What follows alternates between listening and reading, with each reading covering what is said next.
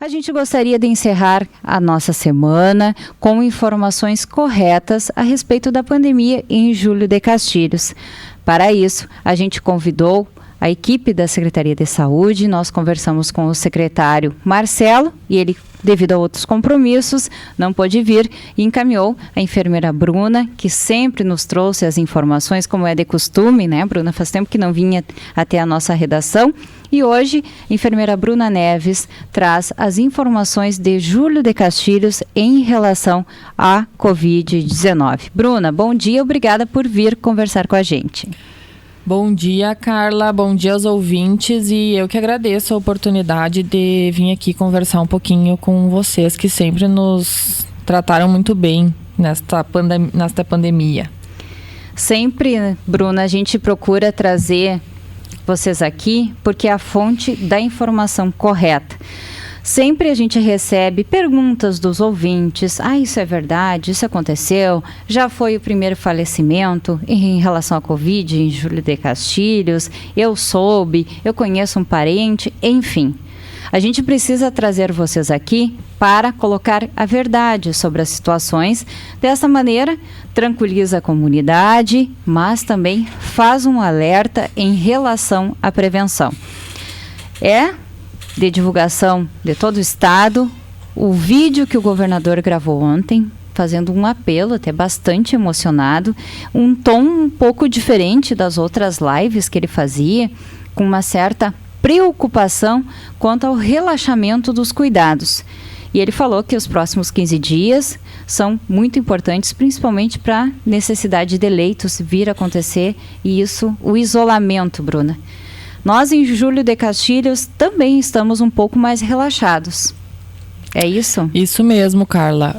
Então, o pedido do governador vem bem a calhar também para a nossa região e município, né?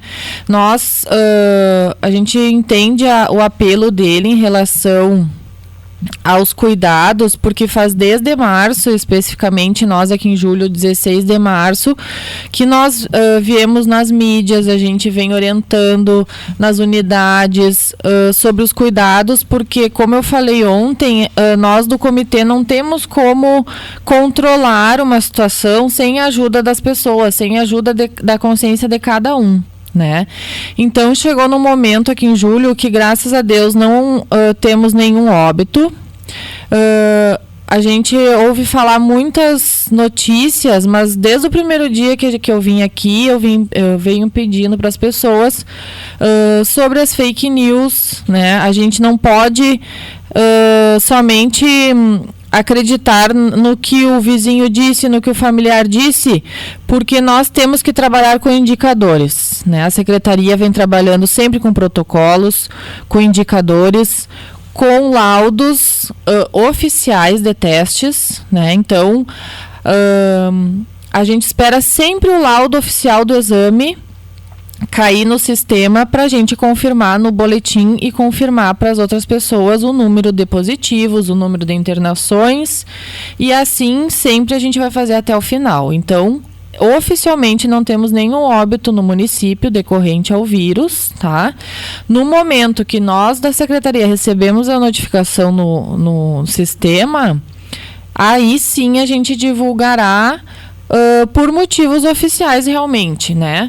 Claro, as pessoas gostam muito de discutir individualmente cada caso, de cada família, mas a gente vem falando aqui em julho que todo mundo se conhece, né? Mas que a gente não pode expor as pessoas, os familiares das pessoas, porque são pessoas humanas e que se sentem também com a sua privacidade invadida devido a uma doença tão perigosa e que muitas vezes a gente não olha de um lado humano essa parte, né? Então, começou aqui em julho que começou a positivar muitos idosos com doenças crônicas, idosos que não apresentavam sintomas, que muitas vezes foram encaminhados a outros hospitais e que por protocolo de internação testaram positivo. Então, a gente começou a notar a falta de uso de máscaras nas ruas, as visitas aos idosos, que antes estava todo mundo bem consciente, que os avós não podiam ser visitados, né? Então, Carla, assim, nós do comitê, a gente vem comentando, depois que positiva, não adianta ficar todo mundo desesperado. Não tem mais o que fazer. O contato, o vírus, ele é muito perigoso, porque qualquer bancada que tu encoste a mão, o chimarrão, a gente vem falando desde março sobre a questão do compartilhamento do chimarrão. A gente passa nas lojas, passa na rua e vê que as pessoas ainda estão compartilhando. É um objeto direto de secreção que uma pessoa troca com a outra. Eu acho que os últimos 3 casos de confirmados na cidade foi por causa do chimarrão. 2 chimarrão que foi compartilhado. Então, são cuidados que, se tu for ver... é uma rotina que tu pode fazer diferente. Não é uma coisa muito crítica, muito difícil. Cada um fazer o seu mate, né? Então, são cuidados que a gente vem falando. O inverno também piora a questão de arejar os ambientes, porque é muito frio. A lavagem de mãos, a gente não quer lavar toda hora porque é frio, porque resseca as mãos, dói, né? Mas que a gente tem que continuar com esses hábitos. Então, cada vez a gente sabe que a população só começa a se cuidar de novo se for alguém puxando, alguém falando, bem pelo repetitivo, né? E que agora, realmente, como o governador nos informou, chegou num período em que a gente foi muito crucificado por começar muito antes os cuidados. Mas, por exemplo, tem cidades vizinhas que já têm um número de óbitos e que a gente não tem ainda. Então, foi realmente por causa dos cuidados, né? Prevenção. Da prevenção. As pessoas me questionam, Bruna, por que o hospital não tem respirador? Por que o hospital não tem um leito de UTI? Como o José Antônio, ontem, o meu colega médico, falou na live, a UTI, gente, não é só o respirador. Não é o respirador que vai salvar um paciente. Tem que ter laboratório, tem que ter exames de imagens mais sofisticados, tem que ter uma equipe de intensivistas, tem que ter um fisioterapeuta especialista em UTI. Então, não é o aparelho. Tem toda uma estrutura que aqui em Julho não comporta ter. Então, se nós não temos nenhum óbito ainda no município, mas nós dependemos de leitos de cidades em que estão os leitos praticamente lotados, toda a capacidade da UTI. Então, é a mesma, assim, eu não canso de vir falar, tu pode me chamar quantas vezes tu quiser, porque eu acho que a rádio em si tem uma propagação muito grande, né, de pessoas que moram no interior. Às vezes a gente grava live na internet, mas não é todo mundo que tem acesso ao Facebook, né? E que as pessoas, assim, têm que, nesse período, muito mais a questão das visitas. Eu venho falando de novo. Tem muita gente me ligando, Bruna, eu visitei uma paciente confirmada. Eu disse, gente, mas desde março a gente vem falando a mesma coisa, né? Então, é nisso que a gente frisa a questão do uso de máscaras também corretamente. Não adianta sair com a máscara no queixo, né? Então, são cuidados que a gente vem frisando, mas que tem que ser realmente repetitivo. Bruna, ontem eu acompanhei a live e o Dr. José Antônio Razia, ele disse: não há espaços para individualidade. Realmente é o todo. A preocupação não é com a Bruna, não é com a Carla, não é com o Expedito, é com todos. E no momento que a gente chegou agora a uma situação que temos casos de idosos, porque até então nós tínhamos casos assintomáticos, pessoas jovens, adultos, enfim, mas todo mundo bem de saúde. Nós não tínhamos pessoas internadas e situações sérias no momento, pessoas que não estão bem. E agora sim a gente puxa a consciência. Espera aí, o vírus está na nossa cidade e tem pessoas correndo risco de vida. Isso mesmo. As pessoas têm que entender que as outras doenças, Carla, não param de acontecer. Então, nós vamos ter pessoas aqui em julho que vão precisar ir para hospitais de referência, Santa Maria, UTIs, que são encaminhados devido à regulação do Estado. E que dentro de um hospital é muito mais fácil essa pessoa contrair alguma infecção hospitalar. E não é culpa dela. É porque ela precisou ir ser encaminhada para um outro hospital e que lá tem um maior risco. Lá vai ter familiar que vai ter que acompanhar. Então, são pessoas que estão no meio em risco, não por elas quererem, elas não estão indo numa festa, elas não estão indo numa outra cidade passear. Elas estão indo por causa de uma outra doença. E que a chance de contrair o vírus lá é muito grande. Então, as pessoas voltam para cá, começam com a sua rotina, de repente um familiar visita, são coisas que não são tão necessárias agora, né? A gente sabe que todo mundo tem que trabalhar, o trabalho essencial não para, que as pessoas são expostas do mesmo jeito, mas que algumas atitudes que não são necessárias, urgentes, podem ser controladas, né? A Bruna, vamos dar um exemplo meu, eu vim de um hospital, eu vou lá visitar ela. Não é o momento, gente, não é o momento de fazer isso. Então, a gente tem que se resguardar, a gente tem que pensar qual é o risco. E, como tu falou, se for pensar individualmente, a gente tem saúde, jovens, assim, né, que não tem comorbidades. Mas e um vô, um tio que é diabético descompensado, o paciente, ele pode piorar muito rápido. Então, a gente está falando de vidas queridas que a gente tem próximo e que a gente pode evitar com cuidados que não são tão difíceis de realizar. A pessoa estava hospitalizada, chega em casa e começa a receber visitas. A gente entende que seria uma manifestação de carinho, mas o carinho é não visitá-la. Isso mesmo, de não visitá-la. Neste momento não é hora de realizar esse tipo de visita. Manda uma mensagem para o familiar que está cuidando, né? O familiar transmite uma palavra de carinho para essa pessoa, mas realmente fazer visitas nesse momento não é a indicação, tá? Bruna, esses casos que a gente tem de pessoas internadas na rede, que é Santa Maria, né, nossa referência, como eles estão? São pessoas idosas que foram por outros motivos e testaram positivo? É isso? O que a gente tem de verdade nesses casos? Carla, temos pacientes que foram realizar outros procedimentos por outros encaminhamentos e que no protocolo do hospital referência todos são testados e positivaram, alguns sem sintomas respiratórios, tá? Mas idosos que já têm problemas, comorbidades e que a gente tem que ficar muito atento para caso surja um sintoma. Tá? E temos também um caso de internação por Covid de uma paciente que está em estado grave entubada. Tá? Então, são pessoas que já tiveram problemas, já têm problemas de saúde e que, por causa do Covid, então, está em estado grave nesse momento. Né? A gente se solidariza muito, os familiares já estão todos contatados, orientados, né? Já estão isolados, quem teve contato com ela, né? Com essa paciente, e a gente vem sempre dando muita força para a família, todas as dúvidas a gente já se dispõe, né? Se tiver alguma dúvida pode nos contatar para orientações e, enfim, porque nesse momento a gente entende que a família sofre muito com essa questão, né? É uma doença nova, uma doença muito rápida e então fica todo muito assustado.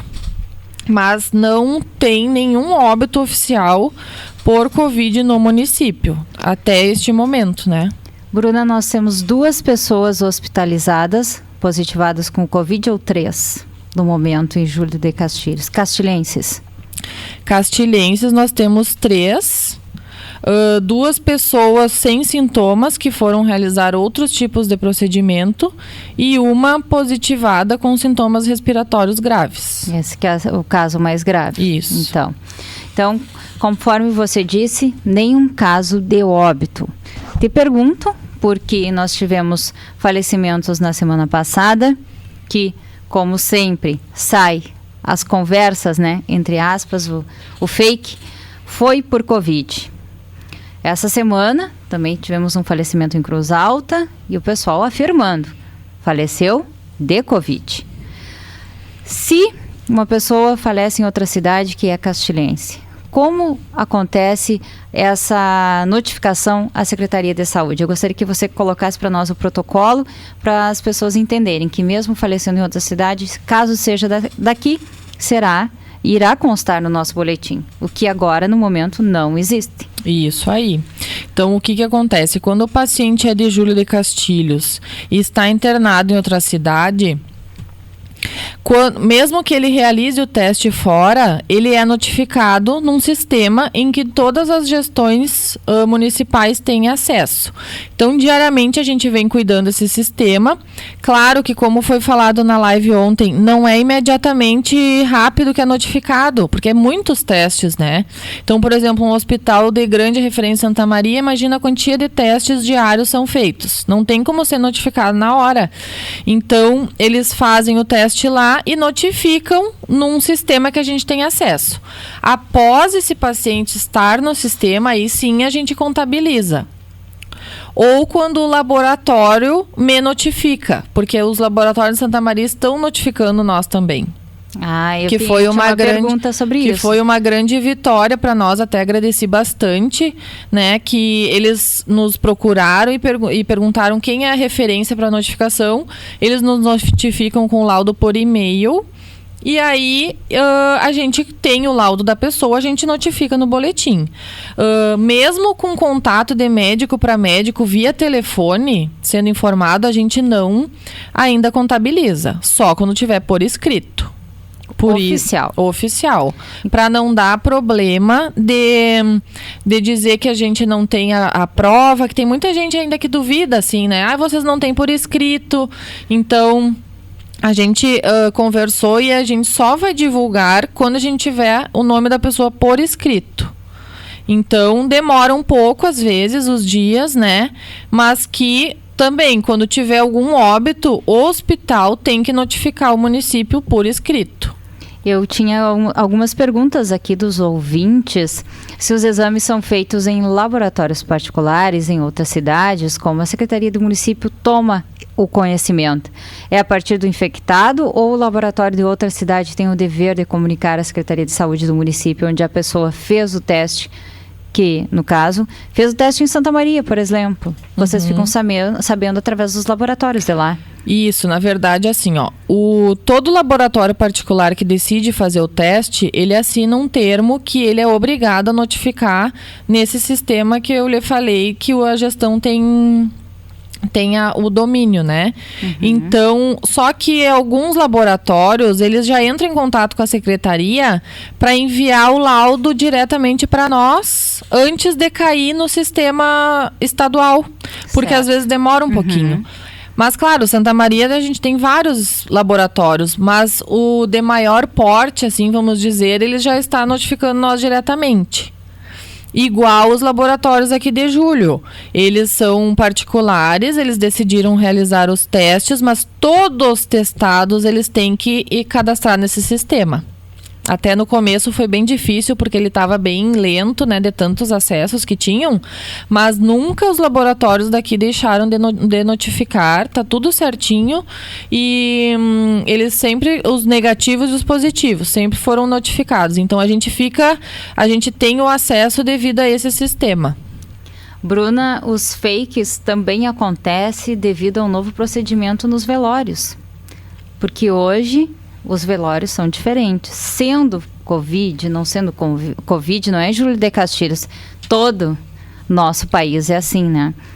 Confirmado ou não, é proibido aglomerações. Dessa forma, aconteceu situações aqui na cidade que a pessoa faleceu em outra cidade, chegou aqui, já foi sepultada. Não houve velório. Portanto, segundo a comunidade, seria por causa do Covid.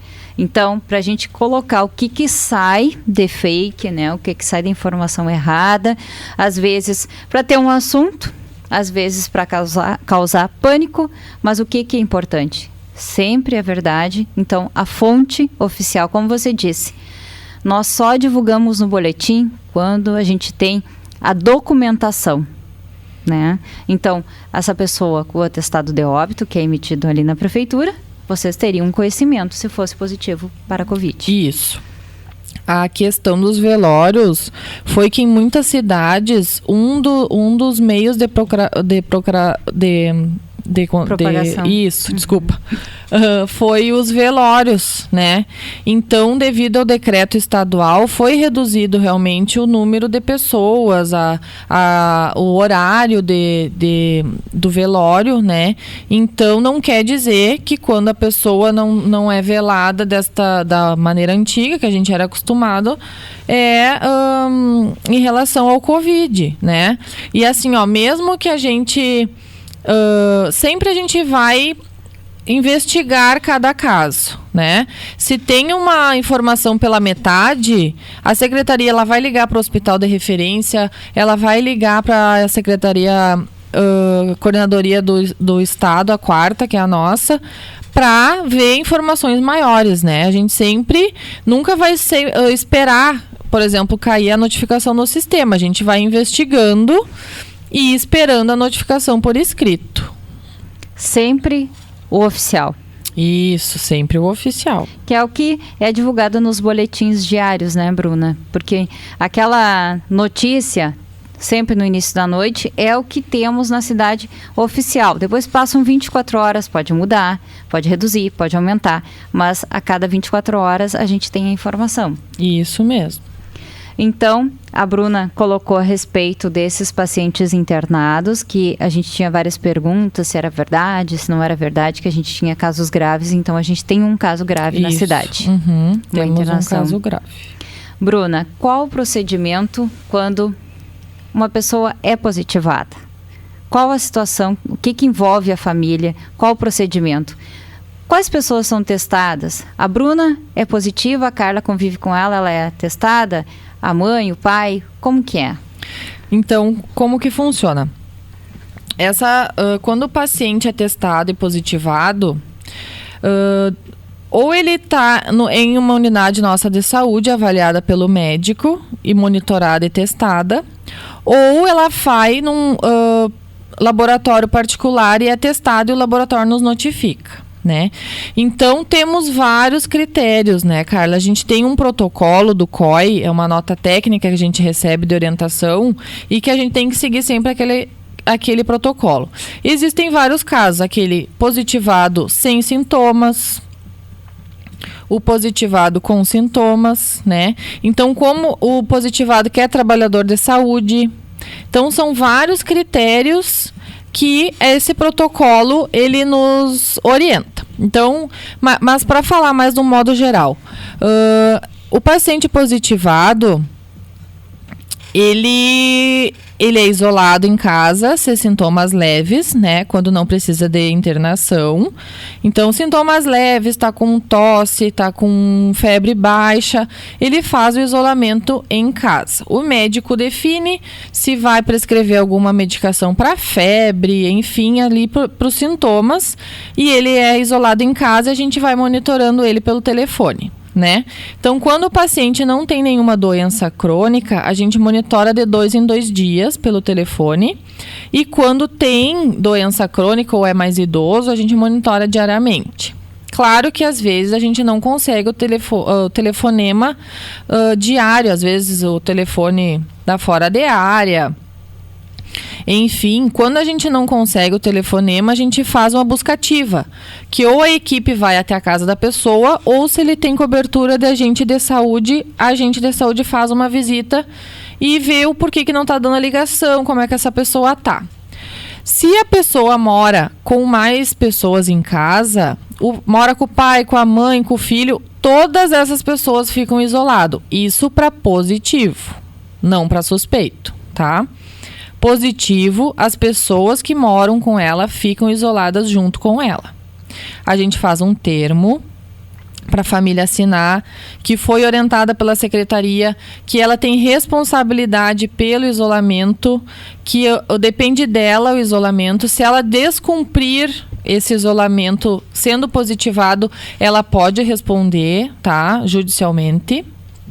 Então, todos que estão na casa dela são isolados, o positivo.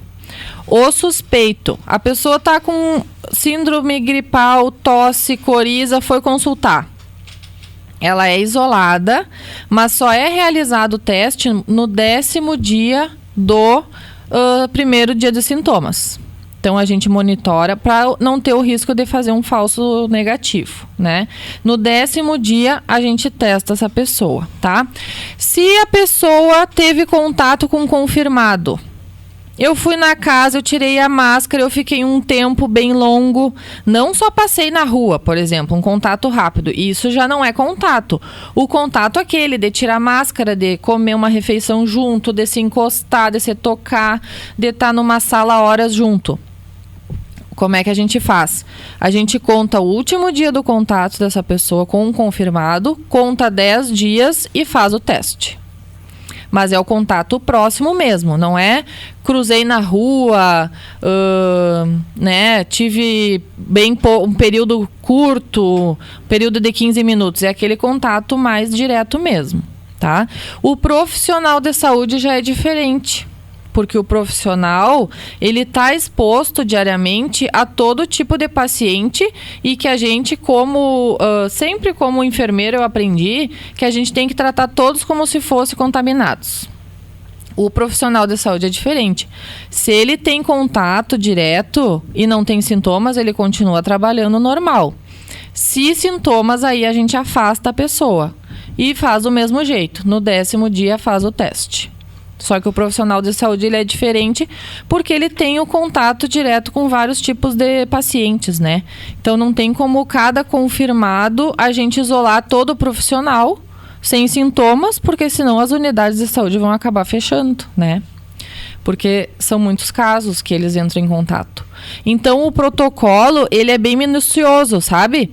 Se tem sintomas, se não tem sintomas, se teve contato, se mora junto, se é assintomático, cada caso a gente tem que verificar isoladamente.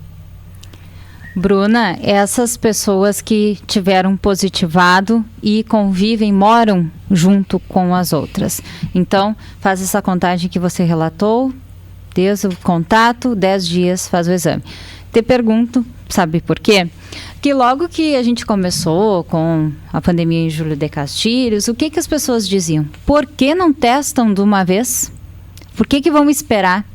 Então é importante você colocar o que realmente acontece. O importante é o isolamento dessa pessoa, não tão importante quanto o teste, porque de repente ali 10 dias ela vai dar positivo, mas já está cumprindo o isolamento, já está quase saindo, na verdade, do isolamento. Isso, né? Aí. Por que a gente não pode testar no primeiro momento? Porque o vírus, ele não vai... o sistema imunológico, ele não vai reagir imediatamente ao contato do vírus, né? O que marca no exame, né, Carla? É o nível do teu sistema imunológico, vamos dizer, uma medida, né? Então, eu contraí o vírus, o meu sistema imunológico vai começar a trabalhar para combater. Nisso, o nível dele vai começar a aumentar, mas não é no primeiro, segundo dia, terceiro, quarto. Daí é negativo. Aí é negativo. E aí, se a gente fizer um teste nesse período, o teste da negativa, a pessoa vai pensar, tô fora desse risco. E não vai se cuidar. E vai estar contaminando igual as outras pessoas. Então, tanto o teste rápido do sanguezinho, que tu pica o dedo e faz o teste que dá em 20 minutos, quanto o PCR, que é o da secreção do cotonete, tu tem que fazer nos dias certos. O do cotonete, tu tem que fazer entre o 3º e o 5º dia. Senão, não funciona também. Então, tu tem que ter muito critério em relação aos dias. As pessoas às vezes ficam mais ansiosas, querendo fazer logo, né? Mas a gente não pode correr o risco de estar dando uma informação para um paciente que ele está negativo e ao mesmo tempo ele está transmitindo o vírus ativamente. Bruna, o ideal seria realmente todo mundo isolado, que é o que se pede, quem pode ficar em casa, quem não fica. Você, a gente está trabalhando aqui. Você sai daqui, a gente limpa o microfone, limpa a mesa, limpa até a cadeira que você encosta a mão. Por quê? Porque temos que proteger os demais, quem vai entrar aqui. Embora a gente fez até como muitos locais restrição de circulação, as 99% das nossas entrevistas no momento são por telefone. A qualidade muitas vezes não é a ideal, mas é uma medida de proteção para a gente, para as pessoas que estão concedendo entrevista, participando. Algumas situações que aconteceram de contaminação foi essa falta de cuidado, a limpeza que a gente está se referindo aqui, que o uso da máscara, algumas contaminações foi por isso também, falta da higiene, essa ideal no momento, né, que mudou muito a nossa higiene nos últimos tempos. Carla, sim, a higiene, claro, é muito criteriosa, né, nessa parte. Até nas unidades a gente fez uma capacitação com as serventes, a gente deixou muito bem esclarecido que o trabalho delas é como se fosse dentro da equipe de um médico, do enfermeiro, de um técnico, porque a higienização faz parte da unidade de saúde para prevenir esse tipo de contaminação, né? Só que como a higiene é tão criteriosa desse vírus, né, por exemplo, um espirro pode, teto, parede, é muito grande o que ele expande. O que a gente, então, fala para as pessoas? Como você falou, a gente não pode parar de trabalhar.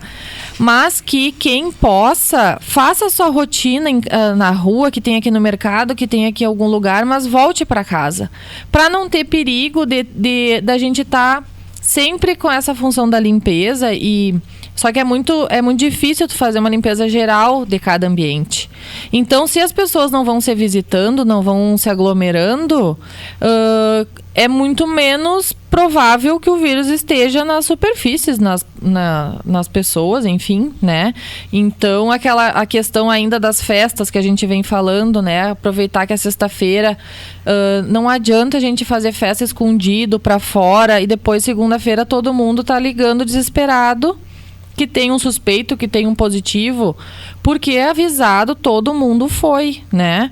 Não ninguém é criança, assim, para ficar fazendo coisas escondidas e nós tendo que dar castigo para as pessoas. A gente não quer castigar ninguém. A gente só tá tentando prevenir a vida dos familiares dessas pessoas, das pessoas mesmo, e a gente vem sempre frisando esses cuidados. A gente não quer castigar ninguém, a gente só quer orientar para as pessoas conseguirem se prevenir, né? Bruna, para a gente encerrar a sua participação, já agradeço a tua vinda. Como você avalia o momento hoje? Você acredita nesses 15 dias que o governador falou ontem que são cruciais? Como profissional de saúde, avaliando. Com certeza, avaliando a nossa cidade, né? Semana passada nós estávamos com 4 monitorados, sintomas super leves, e de uma semana para cá aumentou os casos confirmados dos idosos, que era o grupo mais de risco que a gente temia, aumentou as pessoas com sintomas gripais, né? Consideravelmente. Muito maior o número da semana passada, então realmente é muito rápido, né? Então todo mundo vem falando assim, todo mundo promete que nos próximos 15 dias que é o mais difícil, depois passa outro mês, é assim. Só que todo mundo tem que entender que é uma doença nova, nunca ninguém viveu isso. Então, é muito mais fácil a gente continuar se cuidando, mesmo que sejam a mais os cuidados do que a menos. Por exagero. Por exagero do que por negligência. Né? Então, realmente, para a nossa cidade, esse período é um período bem crítico, em que o grupo de risco está contaminado, em que os familiares com contatos, de repente, têm alguns sintomas já. Então, aumentou muito mesmo de uma semana para cá. Eu vejo que Júlio de Castilhos está num período de maior cuidado, sim, nesses próximos 15 dias. Tá certo. Então ficou o alerta, ficou a informação de maneira correta. Agradeço a você, toda a equipe de saúde, por sempre nos abastecer com as informações de maneira oficial. Obrigada, Bruna. Bom trabalho. Muito obrigada a todos. Nós conversamos com a enfermeira Bruna Neves, que faz parte da equipe da Secretaria de Saúde de Júlio de Castilhos.